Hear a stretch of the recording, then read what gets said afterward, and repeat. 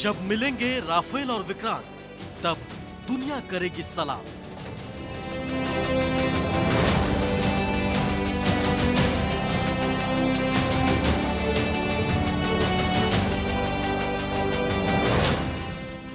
Rafale M से दुश्मन का होगा काम तमाम।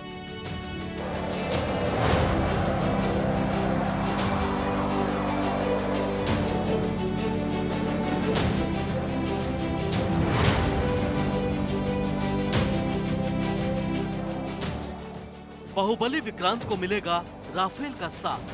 पाक चीन समंदर छोड़ के जाएंगे भाग।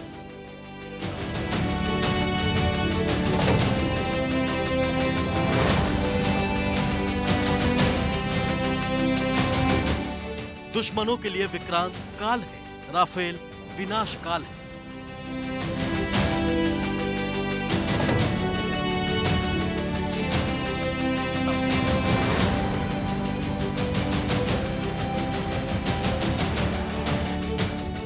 चीन भरेगा पानी, पाक देखेगा भारत के शौर्य की कहानी।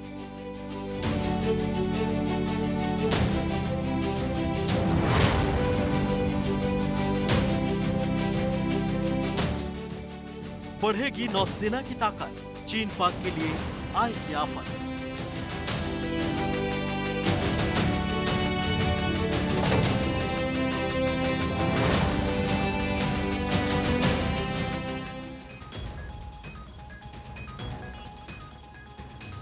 नमस्कार, भारत 24 देख रहे हैं आप और आपके साथ मैं हूं सुरभि तिवारी।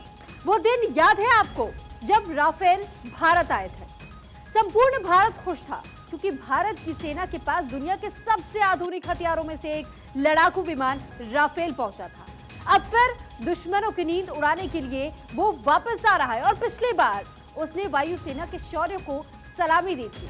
इस बार राफेल को भारत की नौसेना अपने योद्धा विक्रांत पर तैनात करने की तैयारी कर रही है और इस पर देखिए हमारी एक खास रिपोर्ट।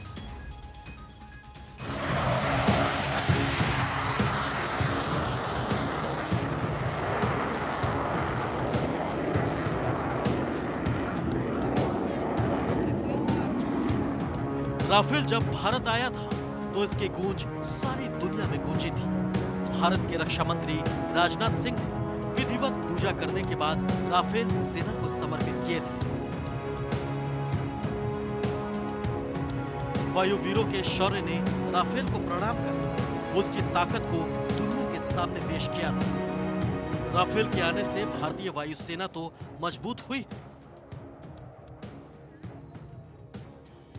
लेकिन अब भारत का बाहुबली विक्रांत भी अपने वीर साथी का इंतजार कर रहा है।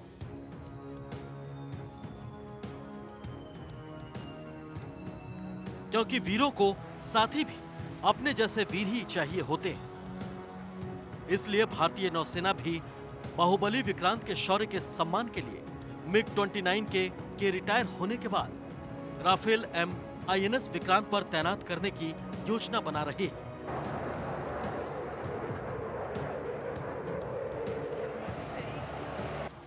रक्षा सूत्रों की माने तो भारतीय नौसेना 26 राफेल एम विमानों के लिए फ्रांस के साथ बड़ी डील करने जा रही है, जिससे फ्रांस और भारत के रिश्ते नई दिशा की ओर बढ़ेंगे। राफेल एम के सौदे को भारत और फ्रांस के संबंधों में मील का पत्थर करार दिया जा रहा है। सूत्रों की माने तो मार्च में फ्रांस के राष्ट्रपति इमैनुअल मैक्रों जब भारत की यात्रा पर आएंगे तो दोनों देशों के बीच ये डील साइन हो सकती है।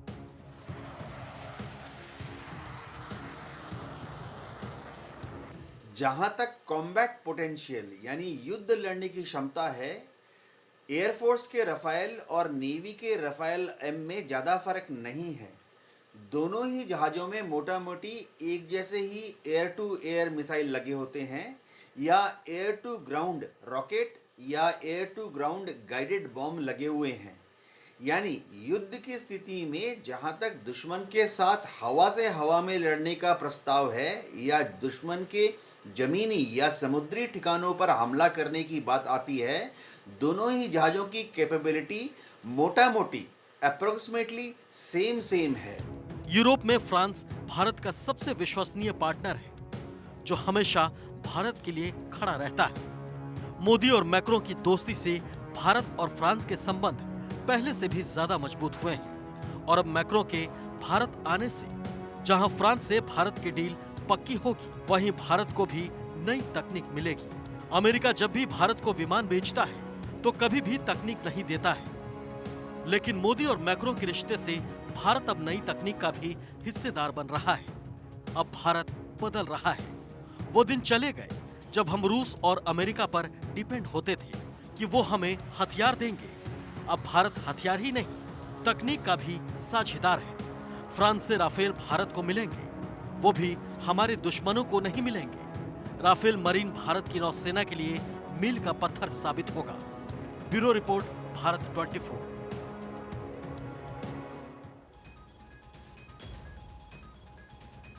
राफेल की धार चीते से तेज चाल दुश्मनों के लिए साक्षात काल है।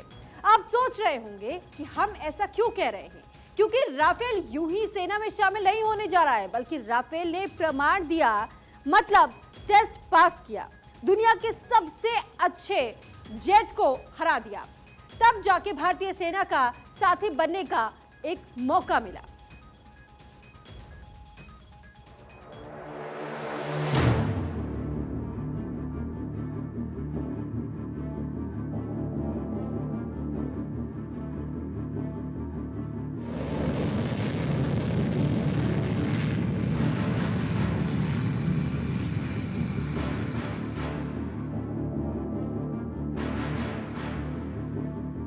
भारत के बाहुबली विक्रांत पर तैनाती के लिए दो योद्धाओं में युद्ध हुआ। जो विक्रांत के लिए बेहतर था वो जीत गया। कहते हैं ना, जो जीता वही सिकंदर।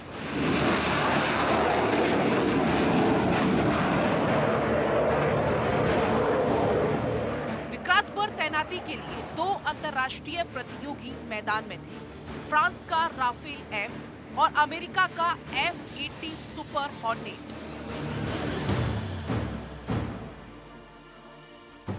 लेकिन राफेल के आगे अमेरिका F-18 सुपर हॉर्नेट टिक नहीं पाया। राफेल बनाने वाली कंपनी डसॉल्ट एविएशन को भरोसा है कि राफेल एम भारतीय नौसेना की युद्धपोत INS विक्रांत के लिए उपयुक्त होगा।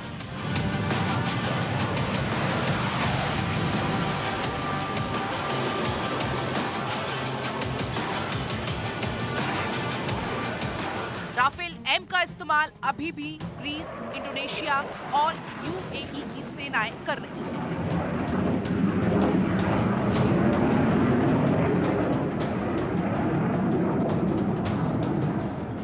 भारत के पहले स्वदेशी विमानवाहक युद्धपोत INS विक्रांत पर 36 से 40 लड़ाकू विमान तैनात हो सकते हैं। इस पर MiG-29 के fighter jet, Kamov helicopter, Romeo helicopter, Dhruv helicopter तैनात है। लेकिन इस पर एक घातक आधुनिक multi role combat fight jet तैनात करना था। इस कैरियर पर तैनाती के लिए अमेरिका F-18 सुपर हॉर्नेट और राफेल एम के बीच प्रतियोगिता चल रही थी, जिसमें राफेल ने बाजी मार ली। दोनों लड़ाकू विमानों का परीक्षण गोवा के नौसैनिक अड्डे INS हंसा में किया गया। भारतीय नौसेना का मानना है कि राफेल उसकी जरूरतों को काफी बेहतर तरीके से पूरा कर सकता है।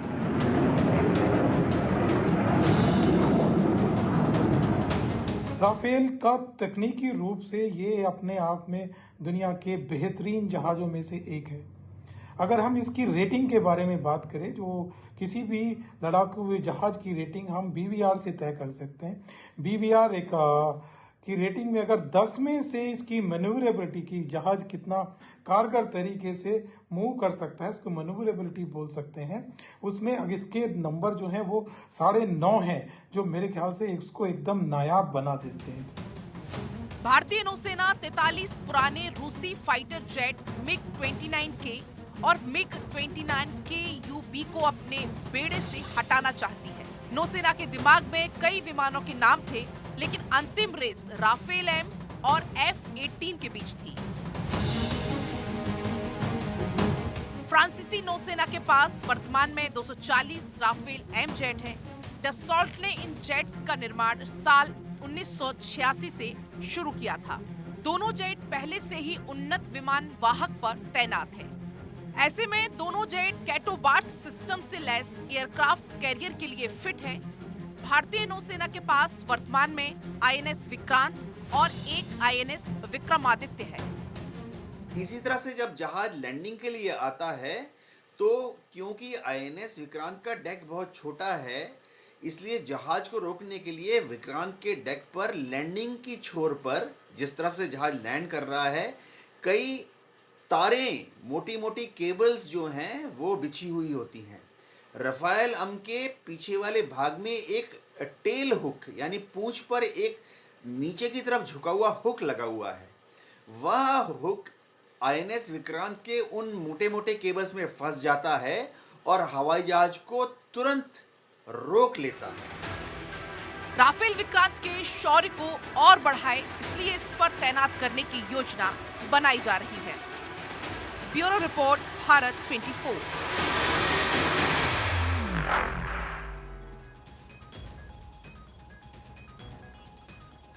तो अब आपको बताते हैं कि आखिर इसकी खासियत की, क्योंकि 36 राफेल होने के बाद भी हमें इसकी और जरूरत पड़ी है।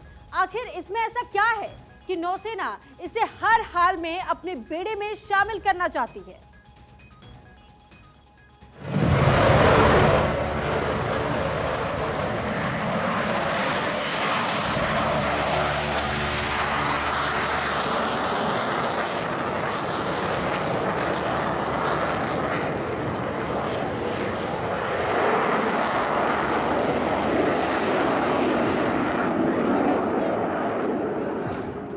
राफेल एम से दुश्मन का होगा काम तमाम, क्योंकि इसकी खासियतें हैं तमाम। अमेरिका और तमाम दुनिया भर के लड़ाकू विमानों को धूल चटाकर भारत की नौसेना की पहली पसंद क्यों ही नहीं बना। राफेल हटकर क्यों है बाकी फाइटर जेट से? अगर हमारे पास 36 राफेल पहले से थे तो राफेल मरीन की जरूरत क्यों? इसलिए अब हम आपको राफेल की खूबियां बताते हैं। राफेल मरीन की अधिकतम गति मैक 2 है, यानी 2469.6 किलोमीटर प्रति घंटा। राफेल की रेंज 3700 किलोमीटर से ज्यादा है। राफेल मरीन की सरफेस सीलिंग यानी आसमान में कितनी ऊंचाई पर प्लेन उड़ सकता है वो 55,000 फीट है। ऊंचाई पर जाने की दर के मामले में राफेल विजेता है। राफेल 304.8 मीटर प्रति सेकंड की गति से आसमान की ओर जाता है। बीवीआर रेटिंग्स में राफेल अव्वल है। राफेल मरीन में एक पायलट की जरूरत होती है। इसकी लंबाई 50.1 फीट, विंग स्पैन 35.4 फीट, वजन 10,300 किलोग्राम है। फाइटर जेट्स को अंतर्राष्ट्रीय स्तर पर बीवीआर रेटिंग से तुलना की जाती है, जिसमें से बीवीआर रेटिंग प्रमुख है। डेसो राफेल मरीन को बीवीआर रेटिंग 100 में 90% है। हथियारों के मामले में राफेल को 10 में से 8.6 अंक मिलते हैं। टेक्नोलॉजी में राफेल को 10 में से 8.5। एवियोनिक्स की बात करें तो राफेल को 10 में से 8.4 रेटिंग है। मैन्यूवरेबिलिटी के मामले में राफेल ज्यादा बेहतर है, उसे 10 में से 9.3 अंक मिलते हैं। राफेल पर हवा से हवा में मार करने वाली MBDA Meteor beyond visual range air to air missile लग सकती है।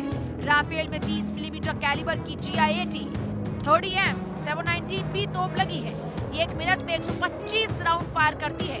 हवा से जमीन पर हमला करने वाली MBD Apache, MBD storm shadow, scalp, hammer जैसी मिसाइल लगा सकते हैं। हवा से सतह पर मार करने वाली MBDA M39 Exocet air launched anti-ship missile लगा सकते हैं। इसके अलावा इसमें परमाणु हथियारों से लैस मिसाइलों की भी तैनाती कर सकते हैं, यानी भविष्य में इसमें ब्रह्मोस का एयर वर्जन लगाया जा सकता है। ये भारतीय वायुसेना के रफाएल विमान का ही नेवल वर्जन है। इसमें दो चीजें अलग होती हैं। एक तो टेक ऑफ के समय इसमें जहाज के सामने के पोर्शन में एक कैटापुल्ट लगा सकते हैं, जो कि जहाज को खींचकर टेक ऑफ के समय सामने की तरफ गति से अग्रसर करता है। दूसरी बात, आईएनएस विक्रांत में एक ऊपर की तरफ मुड़ा हुआ एक त्रिकोणीय रैंप लगा हुआ है। भारतीय नौसेना शुरुआत में 26 फाइटर जेट खरीदना चाहती है, जिसमें 18 सिंगल सीटर और 8 ट्विन सीटर ट्रेनर्स शामिल हैं। उसने 2017 में 57 मल्टी रोल एयरक्राफ्ट के लिए रिक्वेस्ट ऑफ इंफॉर्मेशन जारी किया था। राफेल मरीन यानी राफेल एम में कई बदलाव किए गए, जैसे रिइंफोर्स्ड अंडरकैरेज, नोज व्हील, बड़ा अरेस्टर हुक, इंटीग्रेटेड सीढ़ी आदि। राफेल एम ने गोवा में आईएनएस हंसा पर मौजूद शोर बेस्ड टेस्ट फैसिलिटी में कई तरह के ट्रायल्स भी दिए थे। इसके अलावा फाइटर जेट को भारतीय जरूरतों के हिसाब से कई तरह की जांच प्रक्रियाओं से गुजारा गया, क्योंकि इसमें परमाणु हथियार भी लगेंगे। मेटियोर, स्कैल्प और हैमर मिसाइल्स को लगाने की बात चल रही है। भारतीय नौसेना चीन की नौसेना के ऊपर भारी पड़ेगी, ये अगले एक दशक तक मुमकिन नहीं है, क्योंकि चीन की जो नौसेना है वो विश्व की सबसे बेहतरीन नौसेनाओं में से एक है। 352 से ज़्यादा उसके पास वेसल्स है और उसने अमेरिकन नेवी को भी पीछे छोड़ दिया है। राफेल भारत के लिए जहां फायदे का सौदा है, वहीं चीन के लिए परेशानी का सबब, क्योंकि भारत की ताकत चीन के विस्तारवाद के नापाक मंसूबों पर पानी फेर देगी। भारतीय नौसेना को बाहुबली विक्रांत पर ऐसे लड़ाकू विमानों की जरूरत है जो पलक झपकते ही दुश्मन को नेस्तनाबूद कर दें, अपने साथ मिसाइल ले जाकर कहीं से भी दुश्मन पर आक्रमण कर सके। राफेल एम के अंदर ये सब खूबियां हैं। दूसरी बात की वायुसेना और नौसेना दोनों के पास होगा तो आपस में तालमेल बिठाना भी बहुत आसान होगा। Bureau report, Bharat 24।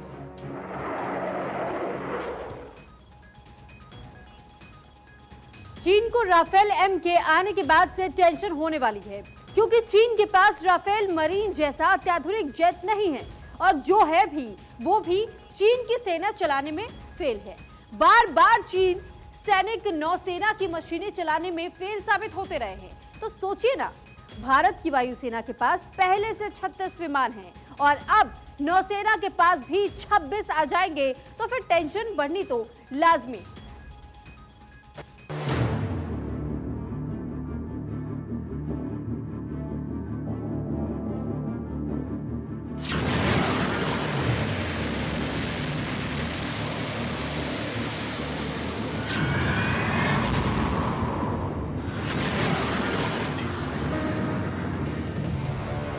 Rafale M के आने के बाद पाक चीन समंदर छोड़ के जाएंगे भाग।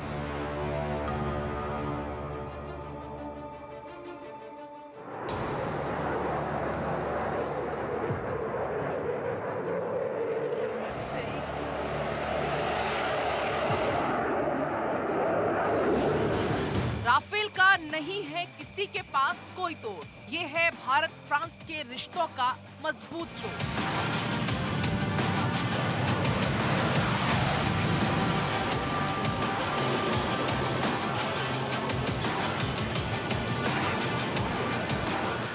चीन भरेगा पानी, पाक देखेगा भारत के शौर्य की कहानी।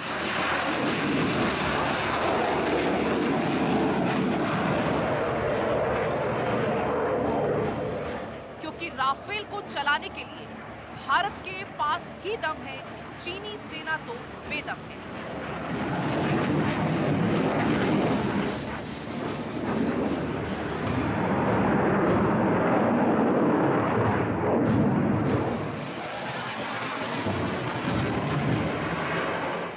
की सबसे बड़ी सेनाओं में शामिल चीन की पीपुल्स लिबरेशन आर्मी प्रशिक्षित और स्किल्ड सैनिकों की भारी कमी से जूझ रही है।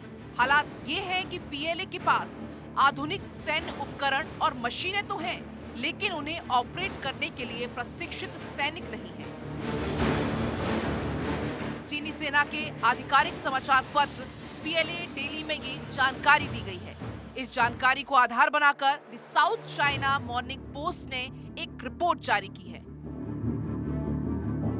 जिसमें कहा गया था कि पीएलए के कई कमांडर अभी बेसिक ट्रेनिंग टेस्ट पास नहीं कर पाए हैं। पीएलए डेली की 26 दिसंबर की रिपोर्ट के मुताबिक पाइप 056 कार्वेट शिप के वाइस कैप्टन झांगे अपना ट्रेनिंग के आखिर में होने वाला टेस्ट पास नहीं कर पाए थे। एक अन्य चीनी वॉरशिप के वाइस कैप्टन वोंग यूबिंग ने भी अपना बेसिक ट्रेनिंग पूरी नहीं की।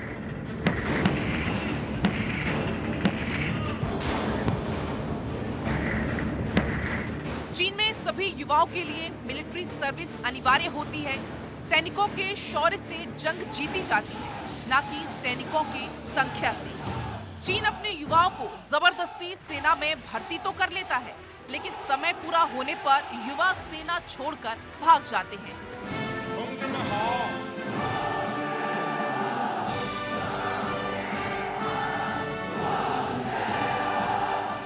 और इसी वजह से ट्रेंड सैनिकों की कमी खल रही है।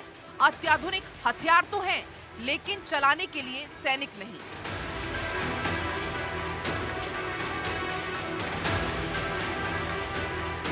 कहने को तो दुनिया की सबसे बड़ी नौसेना है और सैनिकों की भरमार है, लेकिन लड़ने का साहस नहीं।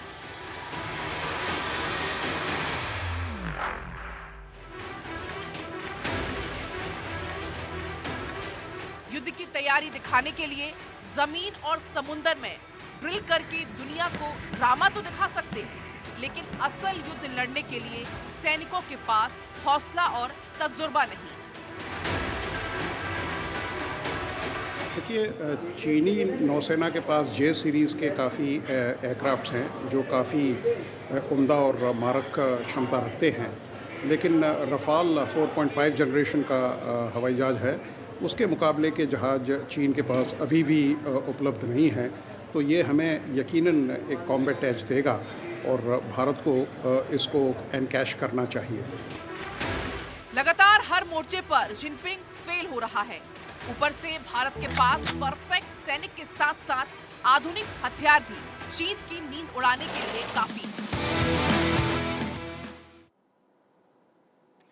पंजाब में पीसीएस अधिकारियों के एसोसिएशन का बड़ा ऐलान। पीसीएस अधिकारियों के 5 दिन छुट्टी पर जाने का ऐलान। कल से छुट्टी पर जाएंगे सभी पीसीएस अधिकारी। पीसीएस अधिकारी नरेंद्र सिंह धारीवाल की गिरफ्तारी के खिलाफ विरोध लुधियाना रीजनल ट्रांसपोर्ट अथॉरिटी में तैनात है नरेंद्र सिंह। विजिलेंस की टीम ने पीसीएस अधिकारी नरेंद्र सिंह धारीवाल को गिरफ्तार। पंजाब में पीसीएस अधिकारियों के एसोसिएशन का बड़ा ऐलान सामने आया। पीसीएस अधिकारियों के 5 दिन छुट्टी पर जाने का ऐलान कर दिया गया है और कल से ही छुट्टी पर जाएंगे सभी पीसीएस के अधिकारी। पीसीएस अधिकारी नरेंद्र सिंह धारीवाल की गिरफ्तारी के खिलाफ विरोध प्रदर्शन भी हुआ। लुधियाना रीजनल ट्रांसपोर्ट अथॉरिटी में तैनात है नरेंद्र सिंह। विजिलेंस की टीम ने पीसीएस अधिकारी नरेंद्र सिंह धारीवाल को गिरफ्तार किया।